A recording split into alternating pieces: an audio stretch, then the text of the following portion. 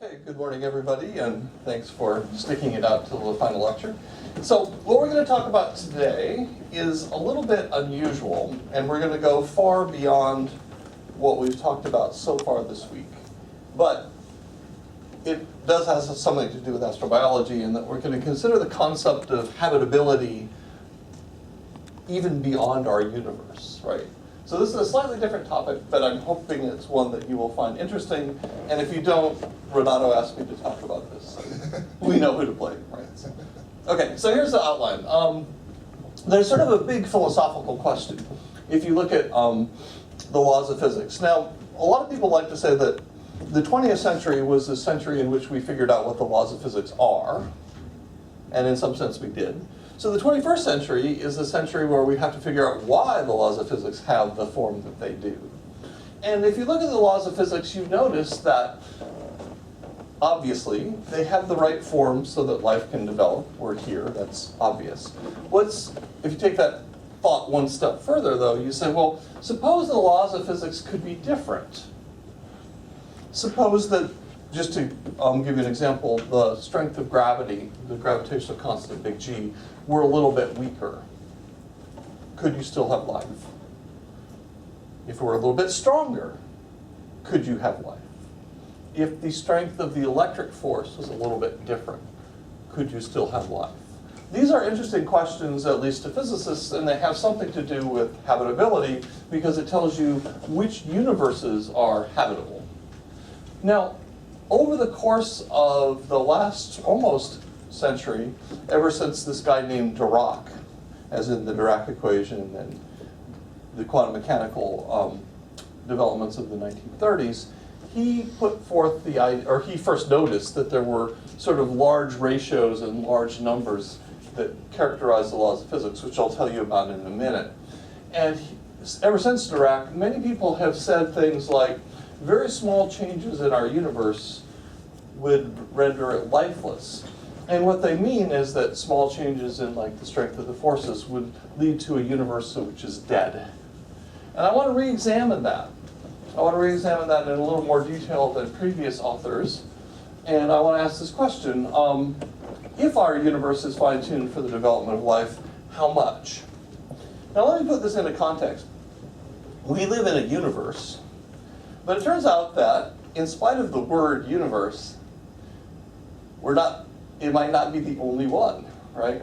So you know that our universe is 13.7 billion years old, and that means that 13.7 years ago there was some big bang event that led to the separation of our piece of space-time from whatever there was before. So our universe is drawn pictorially as this big bulb.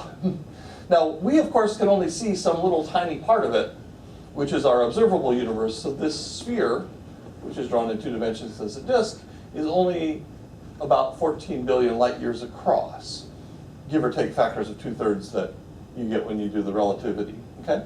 So we can see this part of the universe, but outside of our universe there's just more stuff, which is our universe. But it's possible that the space-time manifold that launched our universe could have launched another universe. It's also possible that a universe could launch from ours. Now, none of this cool stuff happens inside our observable universe, because we have not seen it and we might have. But the laws of relativity allow such space-time solutions, okay? Now, we're trying to understand at the fundamental level why the laws of physics have the form that they do, and what's possible at these different regions of space-time, which I'm going to call other universes, could have different versions of the laws of physics. So there's 2 questions here. One is, what class of laws of physics are actually allowed in the first place? It could be that there's only the one we have, and that's all you get. And then the fact that we have life is kind of obvious, because that's the only possibility. The other possibility is that each one of these regions of space-time samples all the different possibilities. So let's just consider gravity, the strength of gravity, G. There's a value of G in our universe, there's a different value here, a different value here. There'll be some underlying probability distribution, and each universe will draw its value from that probability distribution. That's another possibility, right? So, many people have said this: if the laws of physics were just a little bit different, then a universe could end up lifeless and devoid of structure. So the first thing to ask is, what happens if the laws of physics are a little bit different? Now, I want to emphasize to you that this is interesting on several different levels. You know I'm in trouble when I have to tell you why it's interesting, right? But you might not like this idea that there's other universes. You might think, well, we can't see it, who cares, right? And fine, that's valid. Many people take this idea very seriously, so there's a whole community of people that would disagree with you, but nonetheless, you're allowed to have that opinion. That's perfectly valid. But even if you don't believe in the other universes, it's still a useful exercise just to say, well, how lucky are we, or how tuned is the universe to allow life to exist?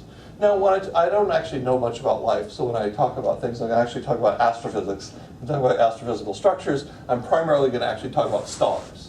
Okay, but if you want to understand stars, and we've seen all week that stars are the lifeblood of the universe, they give us the energy that allow us to have life. If we want to understand stars, it is a valid question to ask, well, if I change gravity just a little bit, will all the stars stop working? If I change the electric force just a little bit, will all the stars stop working? There are people, serious physicists, who have not done the calculation, but nonetheless said those things in books.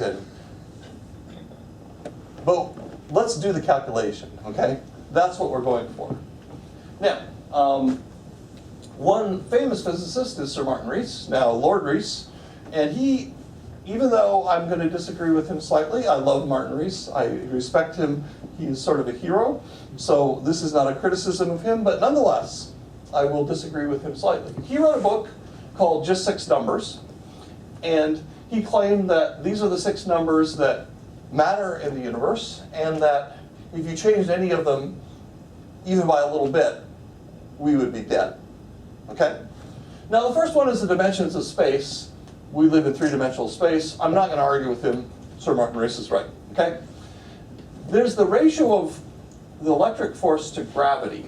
Famously, as you probably know, and I'll emphasize shortly, gravity is really weak. It's really weak compared to the electric force. In our universe, this ratio is 10 to the 36. He says if you change the ratio too much, you can't have working stars anymore. Now, Sir Martin Rees is not completely wrong there, but what we want to do is we want to fine-tune his fine-tuning argument. We want to ask, how far can you push this and still have a universe work? Okay?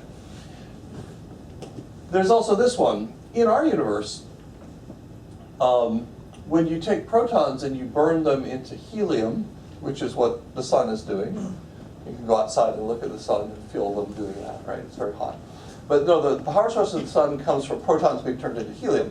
When you turn protons into helium, where the energy comes from is you're converting some of that mass into energy. The fraction of the mass that you're turning into energy is 0.007, also known as the bond factor. Okay? So 0.7% of the energy is released when you do nuclear fusion in our sun or in any star in the universe. The claim is that if you change this to 0.008 or 0.006, the universe dies. That's not a very big change. I disagree. Next up, we have the density fluctuation amplitude. In our universe, density fluctuations were produced in the early universe, and we see those density fluctuations in the cosmic microwave background today. They are observed in our universe to be at 1 part in 10 to the 5, and those small fluctuations grew into the galaxies and eventually all the structure that we have today. The claim is that if you make this number too small, the universe dies because galaxies can't cool. And if you make this number too big, by a factor of 10 or more, then galaxies are too dense and the universe dies. And I'm going to revisit that in about a half hour, okay? And then there's the content of the universe, which unfortunately, I have a lot to say about this, but I don't want to actually take all 3 hours of the morning, so I'm not going to talk about those today, but we can talk about those during questions. Okay? So just to orient you, I know that we have some biologists here, and we have to go through all of physics in a minute, okay? So here's my whirlwind tour of physics for you. Okay, this slide's for you. These slides are for you, Mario. Thank you. Yeah, so, okay. So in physics, we have the 4 forces of nature. We have gravity, the electromagnetic force, and the strong and weak nuclear forces, okay? Now, you know about gravity and electromagnetism. Gravity is 10 to the 36 times weaker than electromagnetism. The strong force is actually stronger than electromagnetism, hence the name. Physicists thought long and hard and said, stronger, we'll call it the strong force. The weak force is a little bit weaker than electromagnetism. So they thought, again, long and hard and said, well, we'll call it the weak force. But what the heck do they do? In a nucleus, the electromagnetic repulsion of protons tends to pull it apart. The strong force is what holds nuclei together. The weak force turns neutrons into protons. If you want to have nucleosynthesis from the beginning and you start with all protons, if you ever want to get carbon, you need 6 neutrons for every 6 protons. Something has to turn the neutrons into protons or the protons into neutrons. The weak force is the force that mediates that interaction, okay? So these two forces in combination fighting electromagnetism basically give us all of nuclear physics. They give us the suite of nuclei that give us the suite of chemicals that give us the molecules we need for life. So this is the 4 forces of nature. Classical physics works the way you know it does, but there's 3 generalizations of it that you know about. And these combine to give us our universe. So this, I told you, a very whirlwind tour of physics, right? In the 19th century, we had electromagnetism and mechanics. In the 20th century, we learned to generalize it to small things in the way of quantum mechanics, to big and heavy things and fast things with relativity, and then complicated things with chaos theory. And then for the biologists, and maybe the astronomers will not agree with me, but I like to divide all of astrophysics up into 4 scales. We have the whole universe. We can look at the realm of cosmology. We can think of what happens in the whole universe. But inside the whole universe, we have galaxies, and inside galaxies, we have stars, and around stars, we have planets.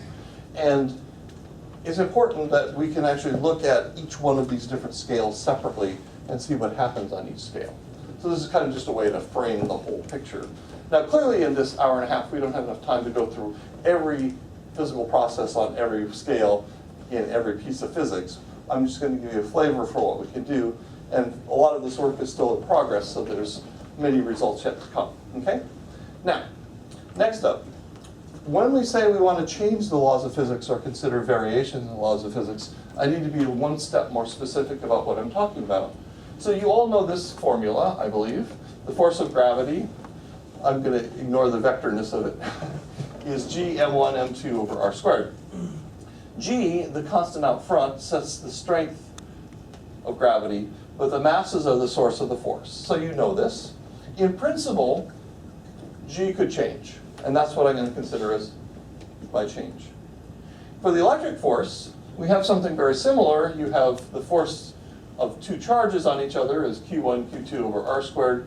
There's a constant out front depending on what units you're working in. The CGS units, this constant is 1, which is why I like CGS units. But those of you who like SI units, you get a different 1 over 4 pi epsilon naught, which takes longer to write. But the point is this. We consider the dimensionless versions of these. So for gravity, we take G, we multiply by the mass of a proton squared, and divide by h bar c.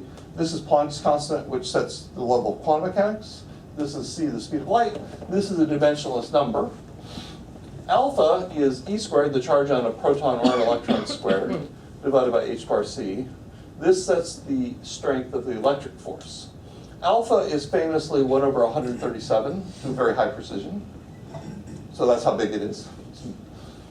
G is much smaller, so that the ratio of alpha or alpha G is 10 to the 36, which is bigger than 1. This is a mystery. Why is gravity so weak?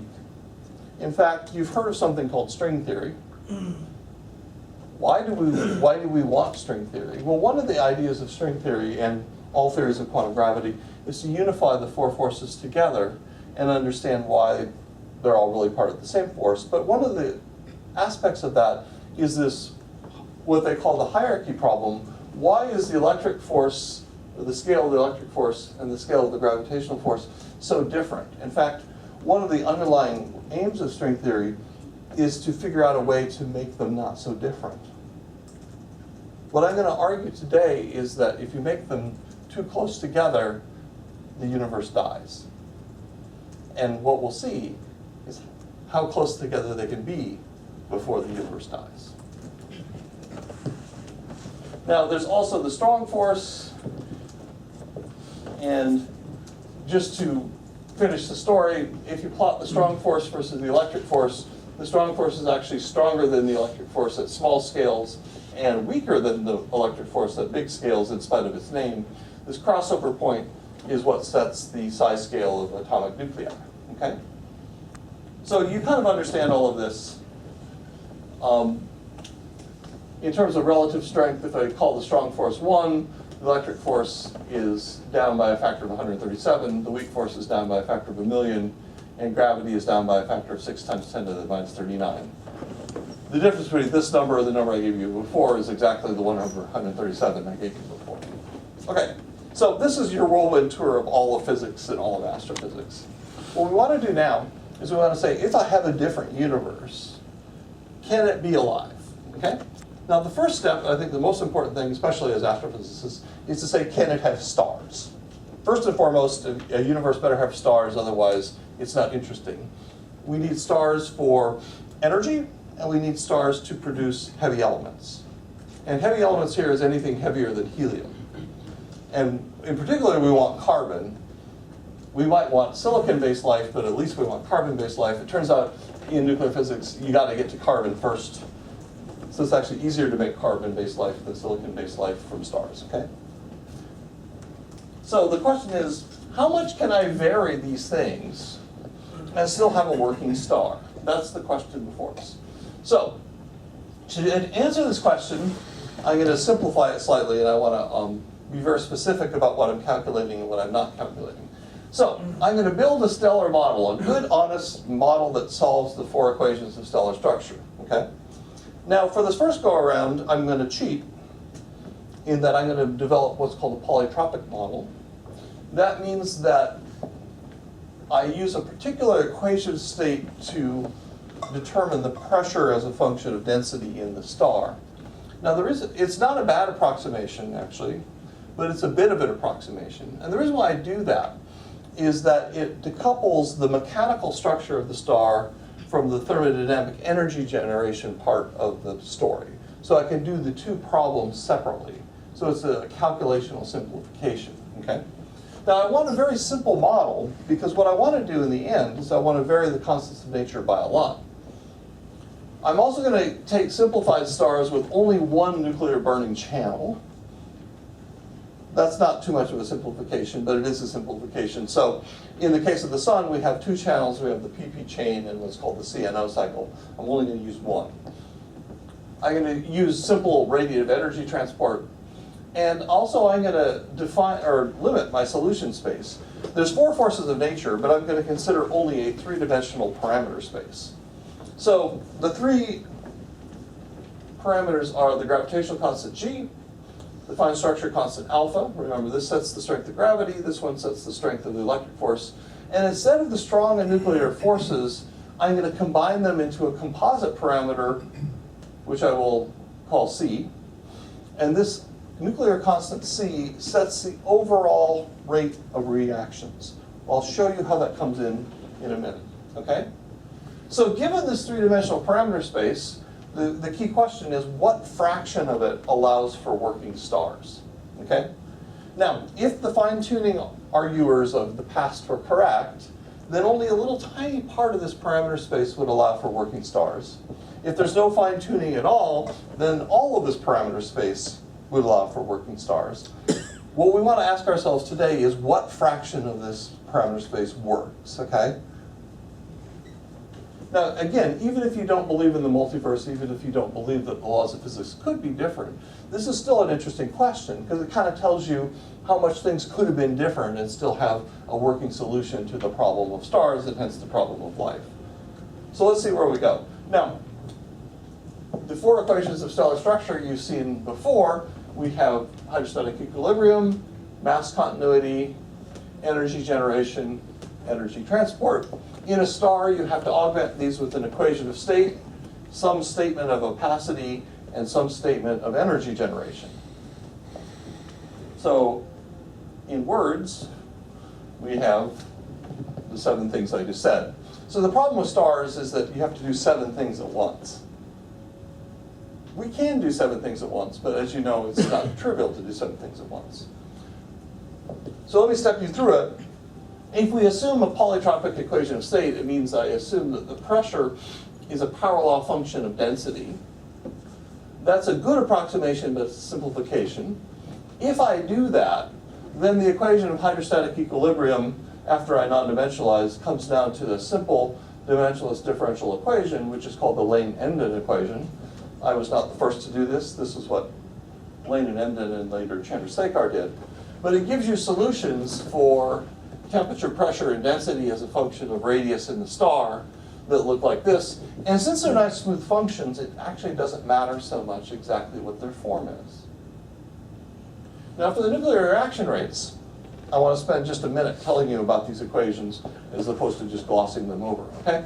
The cross-section for nuclear reactions has this form. It's some slowly varying function divided by energy, e to the minus gamma of energy over energy. The gamma of energy is a function of the electrostatic repulsion, okay? So what this means physically is that as you go to higher energy, particles whiz by each other faster so they don't interact as much. Makes sense? As you make the electric force bigger, in our universe you do that by having bigger nuclei, so bigger charges. Z1 and Z2 are the atomic numbers. But in our case, we can make alpha bigger or smaller. But this sets the electric repulsion. If you have the nuclei repelling each other with the electric force, they don't interact as much. That makes sense, right? So the nuclear reaction cross-section has a repulsion term due to electric force and an energy dependence, and then this is slowly varying. So we'll take this to be a constant. If you're doing a detailed nucleosynthesis code, like a state-of-the-art thing, what you do is you have a constant term and then you have little tiny corrections that the experts in the field worry about. Those little 1% corrections are what I'm not going to worry about today, okay? Now, this is just the cross-section. Inside a star, you have a hot plasma, which means you have a bunch of particles with a distribution of energies. Just like the air in this room, there's a bunch of air molecules. They don't all have the same energy. Some are faster, some are slower. They have a Maxwell-Boltzmann distribution of energies or velocities, right? Now, inside the sun or the star, the high velocity ones tend to get closer to each other than the low velocity ones. And in order for the nuclear power to work, in order for nuclear fusion to work, you have to get close. Okay? So what we do is we take this cross-section, which depends on energy, and we take the thermodynamic distribution of particles, which depends both on energy and temperature, and we convolve that, as in you integrate over both distributions at the same time, and you get something that looks like this. So this is the energy generation per unit mass, and it has this form. It has a constant up front. It goes like density squared, because it's a two-body reaction, and then it has this weird form theta squared e to the minus theta, but theta is a composite parameter that depends on the gamma of energy, which depends on the electric force, and 1 over the temperature, which depends on the temperature. So this automatically takes into account the temperature dependence and the electrical repulsion. All of the other things come out front in a constant, which we call C. That includes the binding energy, the cross-section, and so on. So in the models that I'm going to show you first, I'm only going to vary this composite parameter C, because that's the only thing that actually matters. Okay? Now, it's essentially, you can think of it as being proportional to the strength of the strong and weak forces, because that's what is going on here. Okay? So these are further details that I'm not going to go through, but we put in an opacity, and we solve for the radiative transport, and then you get semi-analytic solutions that look like this. So the point is, and you can go through this on the web afterwards, with these approximations, which are reasonable but nonetheless approximations, we can actually have a semi-analytic description of the whole stellar structure. You don't even have to put it on a computer. To actually evaluate them, to make the graph, you often put it on the computer, but you don't have to do a computer simulation. And what you get out of this is a stellar structure model. So if you do it for the values in our universe, this is the main sequence. Now it looks a little bit different than the ones you've seen before. It's different by 10, 20%. That's as good as this approximation is, okay? But red dwarfs are down here. O stars are up here. O stars have a luminosity of about 10 to the 6 suns and a temperature up there. It's not too bad. The mass-luminosity relationship is actually even better. It follows the m³ law quite nicely. And then the other thing you need to know about stars is here. In our universe, you can't make a star arbitrarily small in mass. And the question is why? Well, as you make a star smaller and smaller and smaller, in order to get to a high enough temperature for nuclear fusion to take place, the density has to be bigger and bigger and bigger. But if you make the density too big, then quantum mechanics sets in, and then the pressure produced by the Heisenberg uncertainty principle, the pressure produced by the wave-like nature of the electrons, causes a pressure to happen which doesn't depend on temperature. So that means if you make things too dense, the star will push back without increasing its temperature. And that means that if you make the star too small in mass, there's a maximum temperature that's accessible, and if that maximum temperature is too small for nuclear fusion to take place, the star won't work. So it turns out that in our universe, that minimum mass scale is equal to this collection of parameters times fundamental stellar mass scale. This fundamental stellar mass scale is essentially the Chandrasekhar mass limit. It's actually alpha cubed, or alpha g cubed times to the minus, I'm sorry, it's alpha g to the minus 3/2 times MP, which is actually 1.85 suns. The Chandrasekhar mass that you learn about in class is 1.4 m suns. It's just this same set of constants times a different coefficient out front. The minimum mass is equal to this times this mass scale.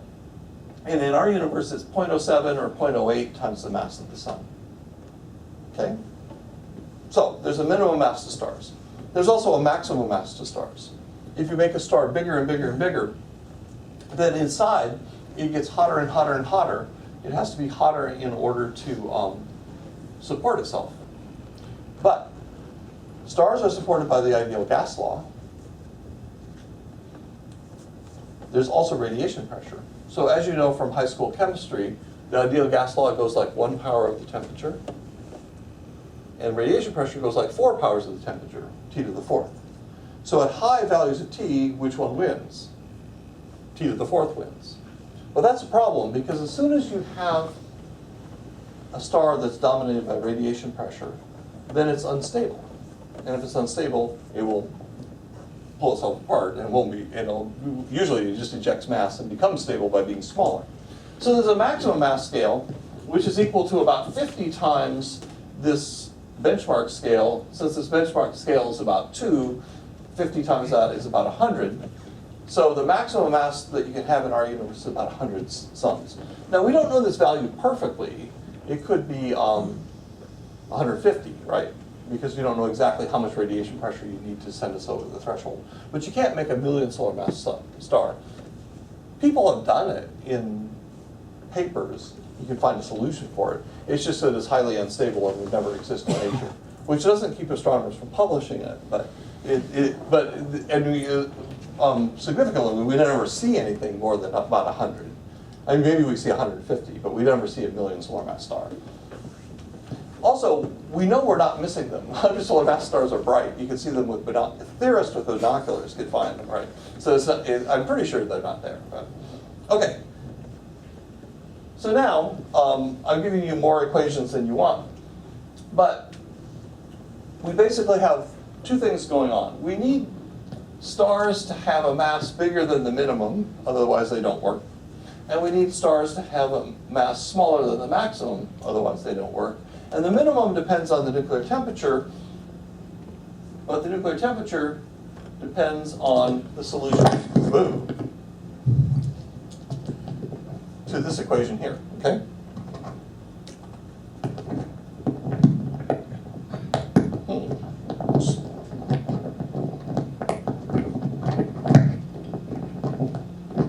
Sorry about that. So we have to put all those things together. And one of the things that you find is that you have to have a solution to this equation. And what you do is this part here is set equal to a bunch of constants. And the constants can not be bigger than this value, otherwise there won't be a solution. But they can be anywhere down here. So that gives us a wide range of working stellar temperatures. Remember, this theta thing has 1 over the central temperature to the 1/3 power in it.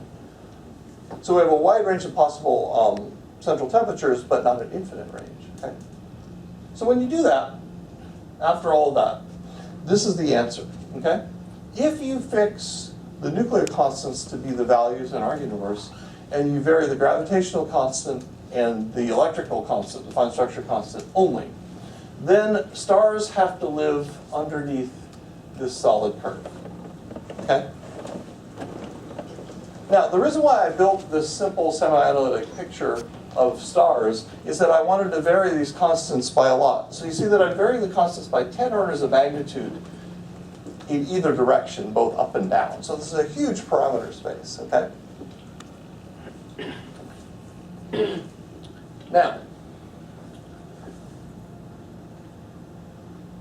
what happens when I go to too small of alpha?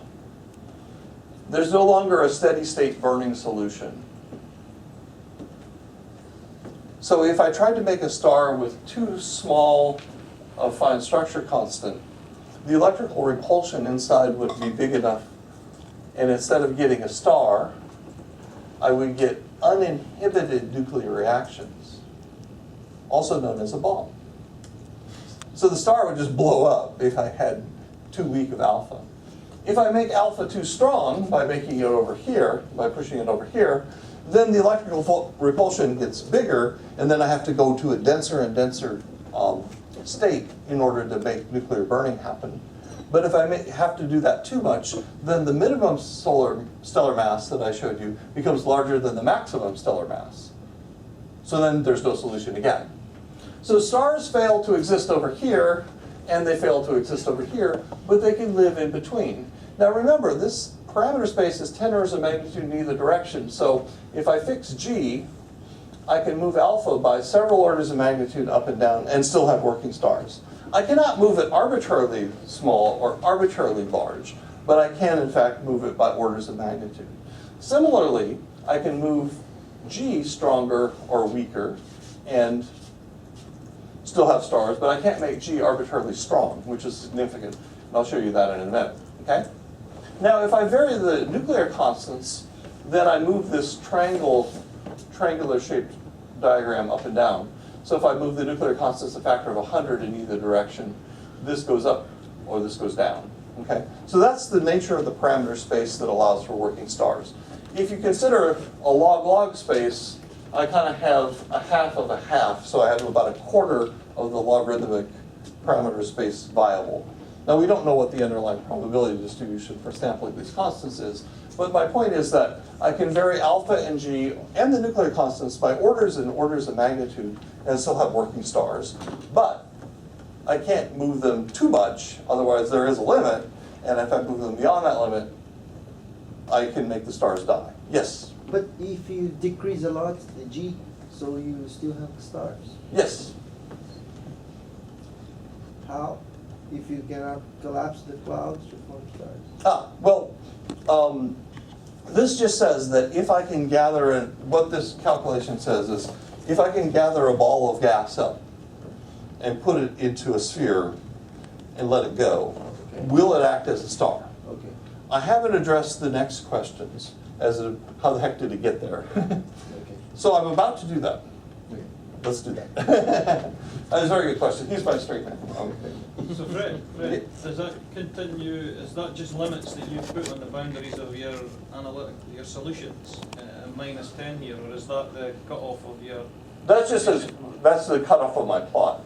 Right. There's nothing that special that happens at g of minus 10. Okay. But Fred, just follow up, one thing that is not clear to me is that if you have those limits that you put for the stability of stars, didn't they already assume a particular ratio of the constants? No. They do not? No. So, okay. No. I mean, the easiest way to think about it is to fix the nuclear constants and just say I can vary alpha, the fine structure constant, and g. Then those are two independent knobs that you can turn up and down. And then I have a plane, and about a quarter of that plane is viable. And the bottom of the plane, as Jim pointed out, is where I set the graph. It doesn't mean anything, right? Okay? So the point is that a large part of parameter space, point of this, lets you have stars. But you might say, and this is where one of the places you were going, it's like, well, I might want other constraints. So we want our stars to be hot enough to allow for habitable planets. It turns out that as I go to high alpha, and I make the electrical repulsion bigger, stars will get cooler. And we think we need a certain amount of surface temperature in order for life to be habitable. And we also need the stars to live long enough for life to develop, okay? Now in our universe, I'm going to say we need about 1 billion years, but we can do it as a function of this. So maybe life will develop in less than 1 billion years, but maybe 1 billion years is a good benchmark, okay? Now there's a problem here in that if I only vary g, this is all I have to tell you. But if I vary the fine structure constant alpha, I'm also varying the structure of atoms. So it turns out that I'm going to measure time not in years, but rather in the number of ticks of an atomic clock. So if you have a hydrogen atom, there's an orbit time of an electron, and that's set by the fine structure constant.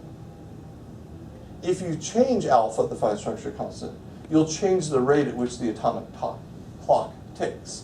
So my benchmark time is not going to be a billion years, but rather 10 to the 33 ticks of an atomic clock. Because you think to get evolution, you need so many nuclear or chemical reactions, so many atomic reactions, right? And in the same way, when I say I want the surface temperature to be hot enough, I need the surface temperature to be hot enough to drive chemical reactions. So in our universe, 300 Kelvin seems to do it. But if I change the fine structure constant, then if I change it up or down, I have to change the allowed temperature up or down accordingly, okay? So I'm going to vary both the chemical structure according to variations in the fine structure constant, as well as my stellar properties. So after all that, this is what you get. So here I'm applying the same thing before. I fixed the nuclear constants. I'm only varying the fine structure constant alpha and the gravitational constant g. The curve I had before is this solid line, which is this triangular shaped region. If I require the stars to be hot enough, I get the blue line. Turns out there's actually 3 blue lines there because they swoosh up against each other. And this requires that the surface temperature, in our universe with R alpha, it requires that the surface temperature is at least 300 Kelvin, but I take into account the alpha variations. These 3 red lines correspond to requiring that the stars live the moral equivalent of 1 billion years. And the equivalent of 1 billion years is the same number of ticks of the atomic clock. So the middle one is 1 billion years. This one is more restrictive. It requires the stars to live for 10 billion years. This one is less restrictive. It requires the stars to live for 1/10 of 1 billion years. But you see that, you can see what matters, right? So now you might also say, well, that's not enough either. I want stars to be large enough to hold on to their atmospheres, and yet small enough to be non-degenerate. I want planets to be sufficiently complex. That means they have to have a sufficiently number of molecules in them to actually have enough complexity to have a biosphere. I want planets to be smaller than stars, and this is what you were getting at too. I need stars to be smaller than their galaxies, at least, otherwise I'm not going to be able to make them, right? And I know what the size of galaxies are because Sir Martin Rees has spent a lot of his career working on this, okay? So if you put all those pieces together, the allowed amount of parameter space looks like this. So making the planets not too big moves you in from this direction, moving the, requiring that the stars are less massive than the galaxies moves you in this direction, and then requiring that the planets are non-degenerate moves you in from this direction. So if I put those pieces together, I now have this parameter space. This is the viable parameter space that satisfies all of those considerations, right? I have working stars, I have stars that live long enough, I have stars that are hot enough, I have stars that are smaller than their galaxies, I have planets that are non-degenerate, I have planets that are smaller than their stars, and so on. And you see that all of this hashed region is the region of parameter space that is left. So, if you ask the question, can you change the laws of physics and still have working stars? The answer is yes. Can you change it too much? The answer is no. But the real question is, how much can you change the laws of physics and still have viable stars? And this is your answer, this dashed curve. Now I cheated a little bit in that I changed my scale. I zoomed in to make this plot, just to make it clearer, not to cheat. But this only goes up 6 orders of magnitude and 8 orders of magnitude this direction, just because I wanted this to be clearer. So it looks a little bit larger in physical space on the screen. But it's still a pretty big parameter space, and also there's an arbitrary cutoff on the bottom, okay? Now, one thing that you notice here is that there's a ratio, or there's a limit rather, on the ratio of the gravitational force to the electric force. In our universe, that ratio is 10 to the minus 36. The string theorists want to make that hierarchy 1 instead of 10 to the 36. But if you make the ratio too small, or too large rather, the stars die. So a constant ratio looks, if I plot the gravitational constant versus the electric constant, I get a curve like this. So constant ratios go like this. So if I plot that for you, I get this. So each order of magnitude, I can count them off, 1, 2, 3, 4, 5. I can only increase the ratio of the fine structure constant to gravity by a factor of 10 to the 5 without killing stars. So remember, in our universe, there's this weird aspect of it that the ratio of gravity to the electric force is a huge number, 10 to the 36. If you ask the question, well, could you imagine a working universe without that weird hierarchy? The answer is yes, but you can only make the weird hierarchy as small as 10 to the 31. And 10 to the 31 is not that small. If you don't believe me, write it down without scientific notation. Just with all the zeros. Oh, that's a pretty big number, right? So this is the limit, okay?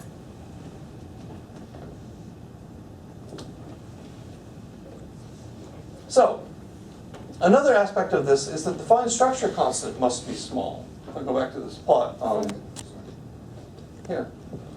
A fine structure constant of 1 is about here. Remember, I'm plotting alpha over alpha naught, where alpha naught is 1 over 137. So wherever this is equal to 137 is where alpha is unity. So in order to have working stars at all, I have to have alpha a little bit smaller than unity. In order to have working stars that are hot enough, I have to have alpha over here. So alpha is always less than 1. And why is that significant? Well, if you're a particle theorist, when you're doing quantum electrodynamics, if you have a small value of alpha, then you can do perturbation theory using that alpha. And most of what we know about particle physics is allowed to be known because we could do Taylor series expansions in that small parameter. So this is good news for particle theorists in other universes, is that alpha also, if you're going to be alive, alpha will be small. What's significant is that alpha has to be small for a variety of reasons. We saw that stable stars require quantum mechanical tunneling, and if you make alpha too big, the electrical repulsion is too big and you don't get enough. Similarly, stars have to be sufficiently hot. If you make alpha too big, then the stars are too cool. Another way to say this is that it means the habitable zone is inside the star, which is not good, right? Now, if you make alpha large, I haven't talked about this, but it's also true, large atomic nuclei would not exist because the electrical repulsion would overwhelm the strong force before you got to uranium. Also, the electrons would be relativistic in heavier elements, so you would lose part of the periodic table from a chemical standpoint. So there's a whole host of reasons why alpha has to be small, okay? So this is the bulk of my point, in that I've showed you with an honest calculation that you can vary the constants of nature quite a bit and still have working stars. Now, what I'm going to show you for the rest of the talk is that there are a whole host of other instances of alleged fine-tuning. And I'm going to go through them, but I'm not going to go through them in as much detail, okay? And there's a bunch of them that I will not have time to get through as well, okay? So the first thing I'm going to talk to you is about next is what's called the triple alpha problem. Now, I have to apologize on the behalf of physics in that we use alpha in two different ways, just to confuse you guys. So I've called alpha the fine structure constant, which is this value that has a value of 1 over 137 in our universe, and it sets the strength of the electric force, okay? We also call helium nuclei alpha particles. Different alpha, but we same name, okay? So in this case, triple alpha refers to helium nuclei. And here's the problem. If you look at nuclear structure, protons and neutrons like to be in groups of 4. I always say they're like golfers, right? They like to be in foursomes. So the natural elements that you would have are helium, beryllium-8, carbon-12, oxygen-16, neon-20. In fact, if you look at our universe, what are the most common elements? Well, helium, of course, carbon-12, oxygen-16, neon-20, and hydrogen, of course. Those are the most common elements. But conspicuously missing from that is the beryllium. And there's a reason for that. Beryllium-8 is unstable in our universe, which is weird, right? It also means that it's actually hard to make carbon. Because if you imagine you're inside a star, the hydrogen burns to helium. So far, so good. You run out of hydrogen, the star adjusts, so it's burning helium into heavier elements. The natural thing would be for it to burn the helium into beryllium-8. 2 heliums would make a beryllium-8. But beryllium-8 doesn't exist. How do you ever get to carbon? Well, historically, this was a problem until about 1954 or 5, when Ed Saltpeter said, well, there is a way. Even though beryllium-8 is unstable, the helium nuclei will make beryllium-8, which will immediately fall apart. It will make beryllium-8, immediately fall apart, make beryllium-8, immediately fall apart. The rate of making it depends very sensitively on temperature. But if you put enough of those, if you make enough reactions, which means high enough temperature, then there'll be a standing population of beryllium-8, because it takes a while to decay, even if it's unstable. So as you make the temperature bigger and bigger, you have more and more beryllium-8 in the middle of the star, even though it's unstable. And you only have trace amounts. But while that beryllium-8 is in existence, it can in principle hit or interact with another alpha particle, another helium nucleus, and make carbon. And once you make carbon, carbon is nice and tightly bound. We're all made of carbon for a reason, right? Carbon. And it will stay. So that was the path. You just heat up the star more, you get a standing population of beryllium-8. The beryllium-8 hits a helium nucleus and makes carbon. That's called the triple alpha reaction. Then Sir Fred Hoyle said, well, wait. that doesn't work. It works in that it makes carbon, but it doesn't make carbon fast enough to explain all the carbon that we have. So if that were the whole story, we would only have trace amounts of carbon. We need the reaction, the beryllium-8 on helium to make carbon. We need that reaction to go faster. So Sir Fred said, there has to be a resonance because there are energy levels to nuclei which lead to preferred energies that like to interact. And those resonant energies give you a very large enhanced cross-section. So Sir Fred famously said, well, in order for carbon to be produced in the prodigious levels that it's produced in our universe, there has to be a carbon resonance at a particular value, a particular energy. And he predicted that, and then in the 60s, it was measured at Caltech. And this is one of the famous stories of the triumphs of nuclear astrophysics, is that in order for stars to work, this nuclear resonance was predicted, and then it was measured in a laboratory. Then people said, well, suppose that reaction, or that energy level was a little bit different. Then we wouldn't have as much carbon. So then here's the key thing. If you change the level of that energy by 100 keV, you get all the carbon we have, no problem. But if you change it by 300 keV, then you compromise carbon production in stars. You don't get as much carbon as we have. But here's the solution. And the point is that if you're considering alternate universes or just alternate ways our universe could be put together, you could easily imagine that nuclear physics is just a little bit different, so that resonance is different by 300 keV, and then how do we get enough carbon? Well, it turns out that, as I said, a change in 100 keV is okay, but here's the big thing. Beryllium-8 only fails to be stable by 92 keV. So, if you change the carbon resonance by enough that it matters, a smaller change will let beryllium-8 be stable, and then you don't need the resonance at all. So this is another instance of the so-called fine-tuning that's actually not fine-tuned at all. A logical universe would have stable beryllium-8, and a smaller change than you need to mess up our universe would give you stable beryllium-8, because 92 is less than 300. Okay? Now to illustrate that, we took the state-of-the-art MESA code and we invented a new reaction. Helium-4 plus helium-4 goes to beryllium-8. This is work I did with my postdoc Evan Groves. And these are the helium-burning main sequences that you get for various values of the relevant nuclear constants. You can see you can vary it by 8 orders of magnitude and you get about the same main sequence. This curve here is the corresponding main sequence for helium burning into carbon in our universe. These lines are for helium burning into beryllium-8 in an alternate universe. But you see that the stars are actually not that different. Okay? And just to illustrate that you can burn all the way to carbon, you can burn your hydrogen to helium, helium to beryllium, and beryllium to carbon. And you see at the end of this, this is the abundances versus time. At the end of the simulation, about half the star, or half the core of the star, is burned to carbon. So you can easily make carbon through this process.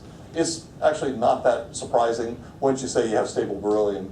You didn't really need to do the stellar structure calculation, but we did. So just proof of principle, it works. Okay? So just to sum up the stellar part of this talk, I've showed that there's a large parameter space for which you have all of these properties.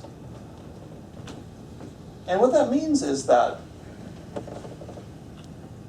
stars in other universes are just not as rare as sometimes claimed. The parameter space for varying the constants can span many orders of magnitude, and you can still have working stars. Now, let me return to one of the claims at the beginning of the talk. Remember the bond factor, 0.007, that's set by the nuclear burning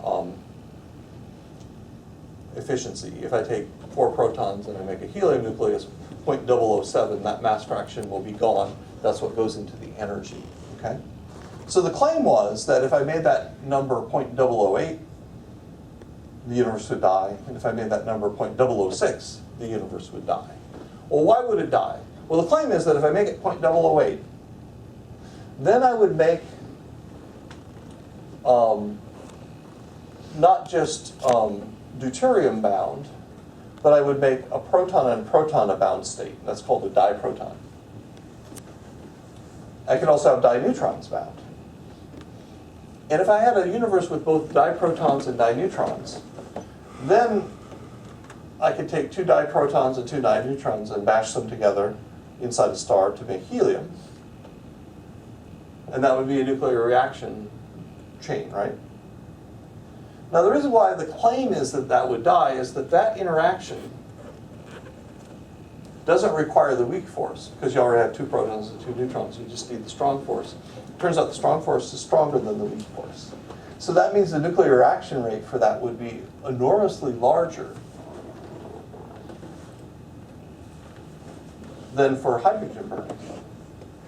And someone as renowned as Freeman Dyson said that that would render stars unviable.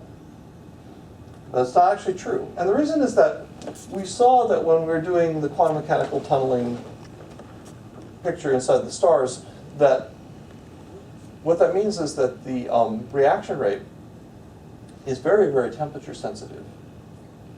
So if I make the temperature just a little bit cooler, even if the reaction rate is 10 to the 16 times bigger, I can get the same reaction rate back just by making the temperature a little bit cooler. Now, there's actually a precedent for this in our universe. In fact, we saw it on Monday. You guys don't remember, of course, because I glossed over it. But remember, when you make a star, the star does not, the stars, when they're still forming, they're too puffed up so that their centers are too cool to burn hydrogen. Because I told you you need, for like a sun, you need a temperature of 15 million Kelvin to burn hydrogen into helium. However, along the way, before the star has collapsed or condensed to the level where it has a temperature of 15 million, it has to go through a state where it has a temperature of 1 million. It's there first, right? And at 1 million degrees, deuterium burns. And I told you about deuterium burning on Monday and Tuesday. And deuterium burns nicely in our universe. It doesn't make stars blow up. And guess what? The nuclear reaction rate for deuterium burning is 10 to the 16 times bigger than the nuclear reaction rate for hydrogen burning. So there's no problem. Say that again? The nuclear reaction rate for deuterium burning is about 10 to the 16 times higher than the nuclear reaction rate, or the nuclear reaction cross-section is about 10 to 16 times bigger than the cross-section for protons, because you don't need the weak force, and that makes all the difference at this particular range of parameter space. But deuterium burns nicely in our universe without blowing up stars. So if you had this diproton universe where this bond factor was not 007 but 008, and you had bound diprotons and dineutrons, it means that the centers of stars would be 1 million degrees Kelvin. Now you could actually take the same stellar model that I used to make the calculations I did and do it for diprotons. I would show you, well, I could show you the plot, but I don't have it. I actually didn't do that because someone else took my model and did exactly that and showed that it does exactly what I told you to do, which is not surprising because deuterium works that way in our universe, okay? Now, the next part of the argument is what happens if I make the bond factor not 007 but 006? That means the strong force is weaker. That means if I go from 007 to 006, that weakening of the strong force means that deuterium is no longer bound. So then the argument is, which is also wrong, the argument is that a universe without deuterium cannot produce heavy elements, because in order to get to helium and heavier elements, protons turn themselves into a proton and a neutron and become deuterium, which is stable, and then later on the deuterium hits something to become helium-3, and the helium-3 hits something to become helium-4, and that's the way the PP nuclear reaction chain works in our universe. That's also somewhat like helium production in the Big Bang happens as well. So the argument is if you don't have stable deuterium, you can't have a live universe. So let me show you why that's wrong, okay? Let's say I'm going to skip that. So what we need out of our stars are two things. We need them to be bright enough and long enough for life to develop, and we have to overcome the deuterium bottleneck to make heavy elements. So the first thing you should know is that if you have stars with no nuclear burning at all, then their HR diagram tracks will look like this. Things above the Chandrasekhar limit will just keep getting brighter and brighter and hotter and hotter. Things below the Chandrasekhar limit will turn around and become white dwarfs. In our universe, stars go through pre-main sequence tracks, as we talked about earlier in the week, but in our universe, they reach the point where hydrogen burning sets in and they stop following the pre-main sequence track and start being on the main sequence, as we call it, right?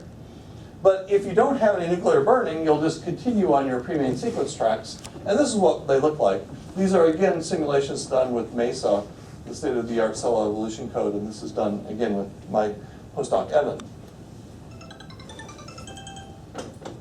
So usually when phones go off, I get to answer them. So, so this is just a close-up of the high-mass stars. But what you really care about is the lifetime. Oh, I should note, if you look at these HR diagrams,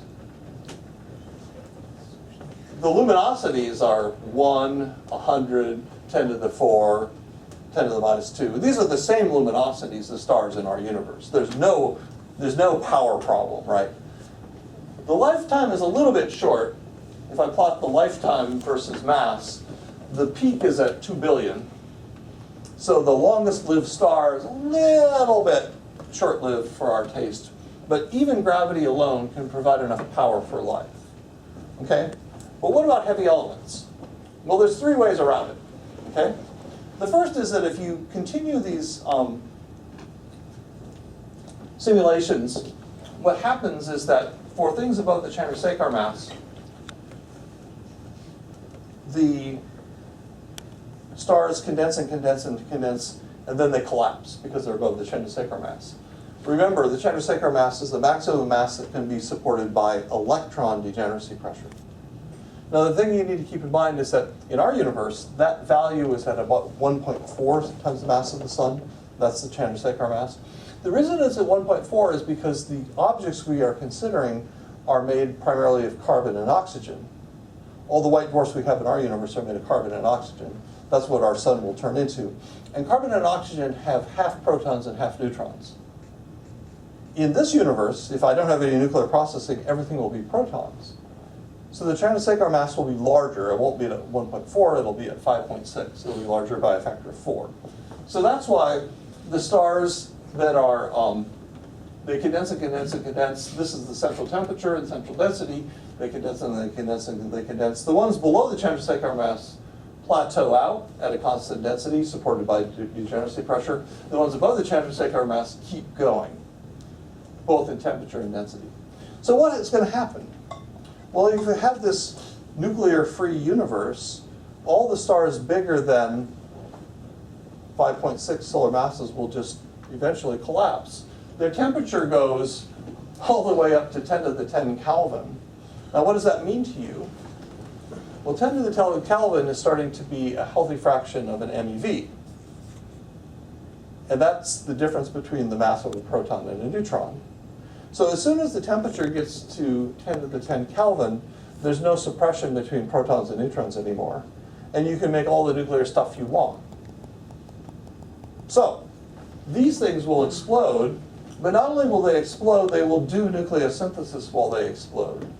And there's a precedent for that in our universe. They're called supernova 1As. We use those as standard candles to measure the expansion of the universe.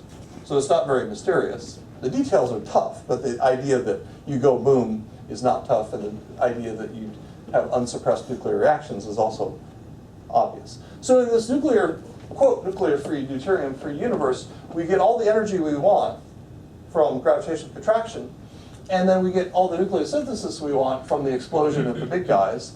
And furthermore, as we saw during the star formation part of this course, when you make a star, nuclear power does not show up in the star formation process.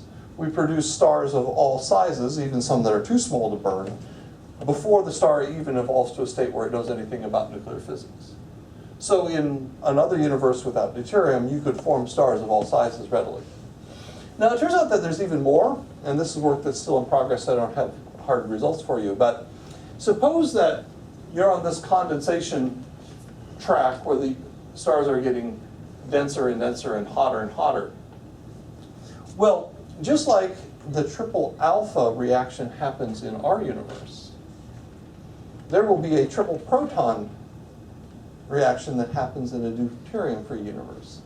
And the argument goes like this: even though deuterium is unstable, protons can turn into neutrons by borrowing energy from the plasma. And there'll be some standing population of deuterium. Since deuterium is unstable, it will quickly break apart. But just like the beryllium-8 population in a massive star or an evolved star will be non-zero, the deuterium population in these stars will also be non-zero. And while that deuterium is in existence, it can hit a proton and become helium, and then it will be bound. So instead of having protons burn at 15 million, like they do in our universe, the triple proton reaction will set in at about 150 million. So you can burn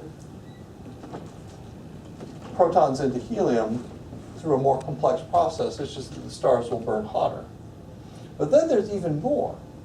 Suppose that you have explosive nucleosynthesis and you can burn and have large nuclei, or suppose you can have the triple proton reaction and burn things into heavier nuclei. Then when those things explode, you're going to put heavy elements, including carbon, all across the galaxy, right? Then you can do the CNO cycle without the need for deuterium at all. Moreover, we can show that even if the carbon abundance is 10 to the minus 10, which is like 1 solar mass of carbon per galaxy, that's enough to drive the CNO cycle.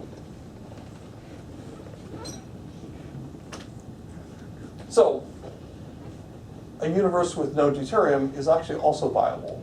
So this alleged range that the bond factor can only go from 0.07 to 0.08, or 007, as much as 008, or as down to 006 is actually not true. You can go much further. You can't change the strong nuclear force so much that you can no longer have bound carbon. Otherwise, you are indeed out of business. So you can't change it arbitrarily much. You can just change it much further than what previous authors have said. Now, I want to tell you one more thing before I close, because you guys look like you're getting tired. Let's take another picture. We're going to talk about galaxy formation for a minute. In our universe, we measure the microwave background. This is a famous picture you've probably seen before. There's hot spots and cold spots. They correspond to dense spots and rarefied spots in the density field. And these small perturbations, which are about 1 part in 10 to the 5 in amplitude, grow into the large scale structure we have today, and eventually into the galaxies we have today. Okay? This value of delta T over T, or delta rho over rho, is often called Q. It has a value of 10 to the minus 5 in our universe. So the way it works is that the value of Q sets the timing of when galaxies form. See, the density perturbations start small, and then with time they grow. And once the density perturbation is big enough, as in the contrast is big enough, the galaxy separates itself out from the overall Hubble expansion, and then you just have a galaxy that's going to do galaxy things.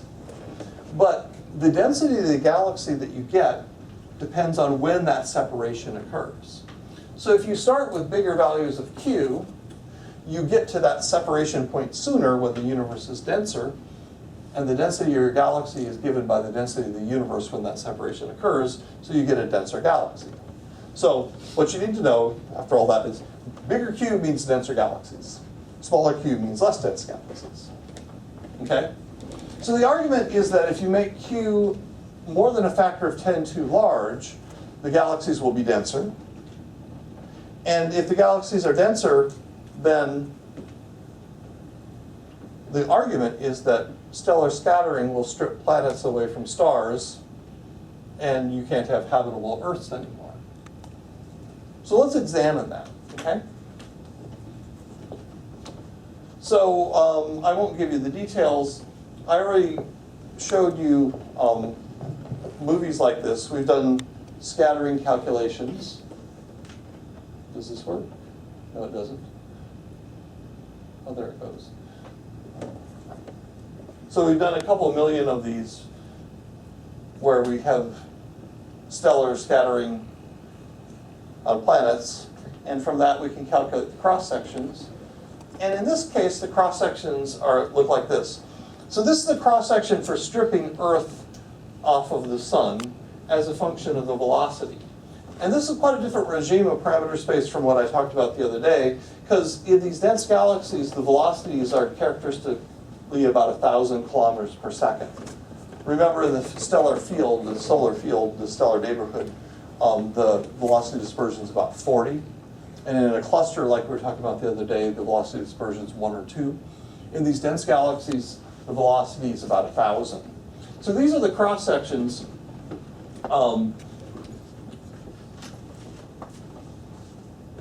This for different eccentricities of the planet as a function of the velocity. And you see that they decrease sharply with velocity.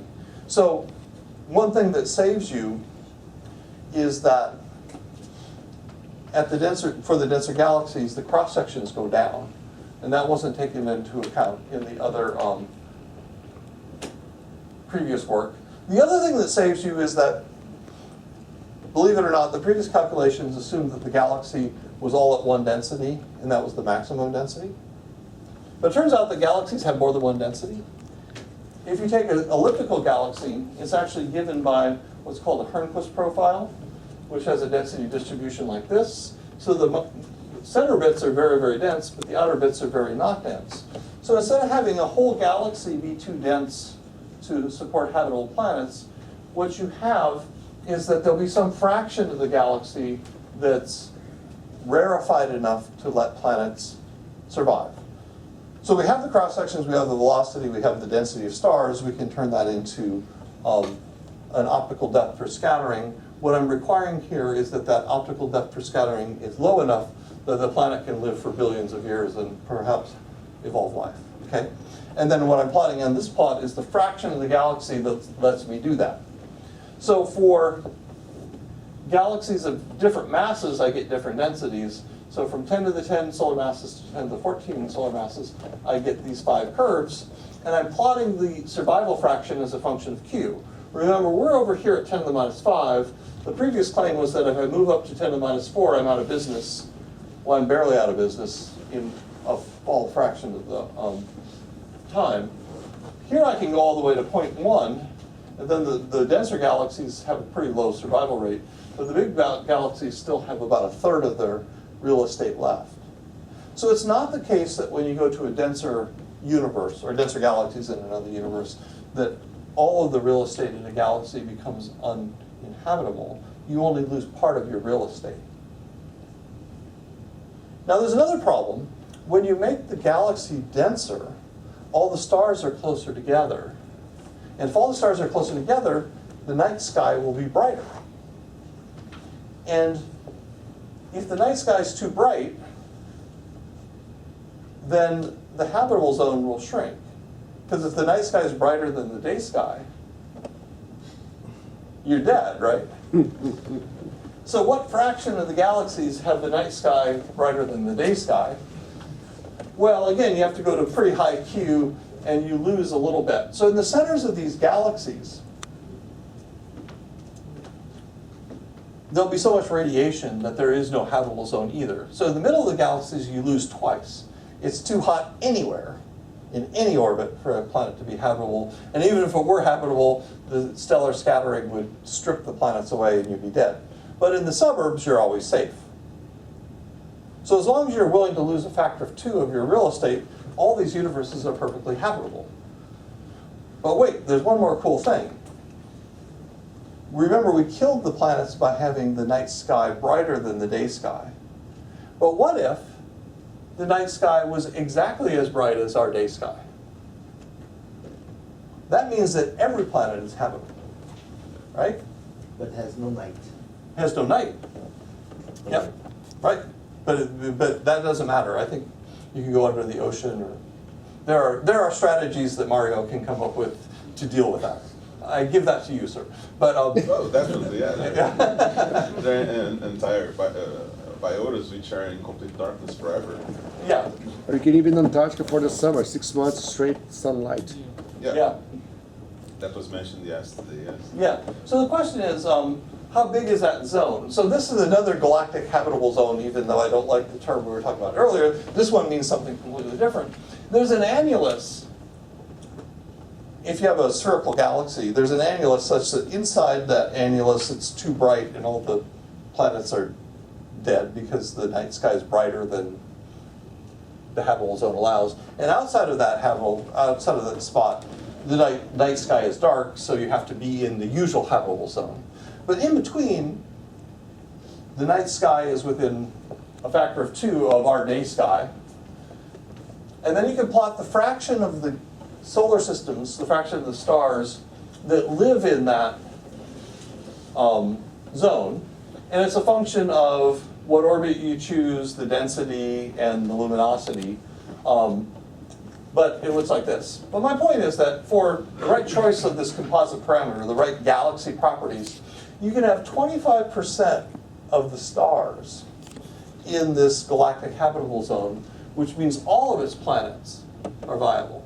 So, don't know what number you like, Jim, but let's say every solar system has 10 planets. In our universe, only one of those will be in the habitable zone. In this habitable zone of the galaxy in the other universe, all 10 of them will be viable. So, as long as this fraction is bigger than 1/10, these galaxies and these universes will have more habitable planets, or more potentially habitable planets, than our universe does. Okay? So, this is the thing. Not only does this other universe not be dead, it's better than ours. It has more habitable planets, or more potentially habitable planets. Moreover, the value of Q, the density perturbation value you need to get the densities required to be in this sweet spot, is a Q of 10 to the minus 3-ish, which is actually easier to achieve with early universe theories. Okay? So the conclusion for this latter part is that both radiation and planet scattering will compromise habitability, more so as Q increases. The outer parts of the galaxy are always viable, the inner parts of the galaxies are always dead, but there's a zone where the background radiation is the same as our day sky, and other universes can have more habitable planets than our own. So I think I want to close up. I could talk about nucleosynthesis, but I'm not going to. I'm going to go straight to the bottom line. Oh, if you go to the nucleosynthesis conclusions, so another thing you might say is, if I change the laws of physics, can I still have the Big Bang give me a viable universe? Remember, in our universe, we get about 25% of the mass processed from hydrogen to helium. The way in which that could kill the universe is that if you process everything into helium, then there would be no hydrogen left. With no hydrogen, there's no water. With no water, there's no us, or even, oh, well, maybe we'll have, methane or something. But anyway, it's actually really hard to kill the universe this way. It's really hard to make Big Bang nucleosynthesis so efficient that you never have hydrogen left. It's just damn hard to do. So in the interest of time, I'm not going to go through all of that. We can talk about it later if you like. So the bottom line is that these considerations I've talked about and others show that the fine-tuning of the universe is not as extreme as other people have said.